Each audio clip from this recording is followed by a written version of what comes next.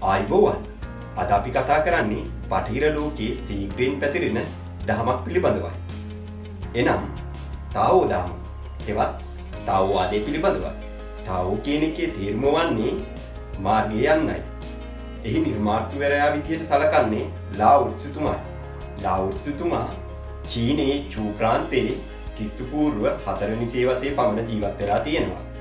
තාවෝ දහමේ අග්‍රගණ්‍ය කෘතිය වෙන තාවෝ තේ චිං කියන කෘතිය රචනා කරලා තියෙන්නේ මෙතුමා විසිනුයි. ලාව් ත්සුතුමා සේවය කරලා තියෙන්නේ රාජ්‍ය ලේඛනාකාරයේ.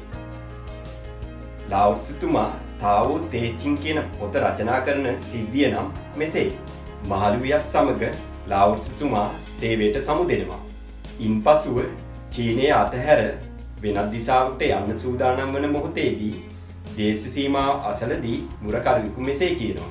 ඔබ චීනයෙන් ලබාගත්තු සියලු දේ තබා යන්න කියලා. එතකොට ලාව් ත්සුතුමා කියනවා මම චීනයෙන් කිසිම දෙයක් ගෙනියන්නේ නැහැ, ගෙනියන්නේ මගේ දර්ශනය විතරයි කියලා. එවිට මුරකරුවා කියනවා එහෙනම් ඔබේ දර්ශනය තබා යන්න කියලා. එවිට ලාව් ත්සුතුමා තමන්ගේ ඉගෙනගත්තු දර්ශනය පොතක රචනා කරනවා. එම පොත තමා තාවෝ තේ චිං කියන පොත. තාවෝ තේ චිං කියන පොතට අමතරව ඊළඟ ප්‍රධානම ග්‍රන්ථය වන්නේ ශුවන්සි කියන ග්‍රන්ථයයි. එයත් 4 වෙනි සියවසට ආසන්න කාලයේදී රචනා වෙලා තියෙනවා. තාවෝවාදයේ ප්‍රධාන සංකල්ප නම් ඌවේ උත්සාහයෙන් තොර ක්‍රියා, සිරෑන්, ස්වභාවිකත්වය, ඉන් ඇන් යන්, ද්විපක්ෂය, චී, ශක්තිය, ඊළඟට භාවනාව හා ආධ්‍යාත්මික අභ්‍යාස. තාවෝ දහම තුල තාවෝ හැම තැනකම සෑම දෙයකම සෑම විටම අසීමිතව ලෙස ආධිපත්‍ය දරනු ලබන බව විශ්වාස කරනවා. එය නිර්මාණය කළේ නැත. නමුත් සෑම දෙයක්ම පැමිණියේ එයින් යයි විශ්වාස කරනවා. තාවෝ දහම තුල නිර්වාණය, මෝක්ෂය, ගැලවීම, ස්වර්ගය වැනි ඉලක්ක නැහැ. ඒ වෙනුවට තියෙන්නේ තාවෝ අවබෝධ කරගෙන ඒ සමග ඒකීයත්වයට පත්වීමයි. එනම් ස්වභාවිකත්වයේ සමග ඒකීයත්වයට පත්වීමයි. තාවෝ දහමේ නිර්දේශ කරන්නේ උස් පහත් භූමි පසු කරගෙන නිදාසේ ගලා යන දිය පහරක් මෙන් ස්වභාව ධර්මයේ මාවත ඔස්සේ ජීවත් වෙන ලෙසයි. තවද ස්වභාව ධර්මයේ වෙනස් කළ නොහැකි ධර්මතා ඇති බවත්, ඒ ධර්මතා අවබෝධ කරගෙන තම චර්යා සකසාගත යුතු බවත් තාවෝ දහමේ සඳහන් වෙනවා. ජින් ඇන් යන් තාවෝවාදයේ ප්‍රධාන සංකේතය වෙනවා. එය දකුණු කොරියාවේ කුඩියේද දැක් ගන්න පුළුවන්. කළු සුදු අර්ධ දෙකකින් සමන්විත වෘත්තයක් වන අතර ලෝකයේ උසමිටි කළු සුදු ආදී වූ ප්‍රතිපක්ෂයේ සංකේතවත් කරනවා. තාවෝ දහම තුල ලෝකයේ විවිධ ප්‍රතිපක්ෂයන් මත නිර්මාණය වී ඇති බවත්, සමස්තයේ පූර්ණත්වයකින් යුක්ත බවත් උගන්වනවා. තාවෝ දහම තුල විශ්වයේ සෑම දෙයක්ම චී ගුණයකින් යුක්ත බව සඳහන් වෙනවා.